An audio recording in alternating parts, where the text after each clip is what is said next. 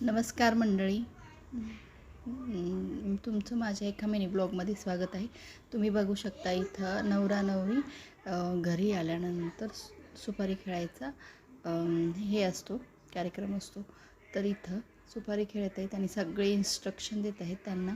अजिंक्य आणि हिच्या लग्नाला आम्ही गेलेलो होतो आणि त्यांचा रात्रीचा जो सुपारी खेळायचा कार्यक्रम आहे तो इथं होत आहे.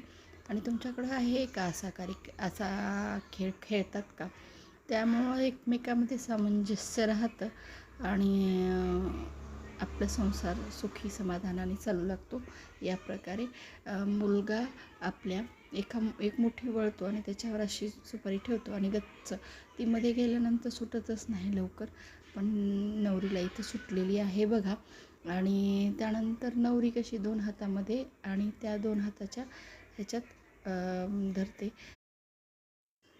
इथं बघू शकताय तुम्ही नवरी पण धरलेली आहे. नवरीने 2 हातात अशी कात्री करून हातात धरली पाहिजे आणि ती सोडवायला पाहिजे. एकाच हाताने मुलाने सोडवलं पाहिजे आणि नवरीने 2 हाताने धरली पाहिजे.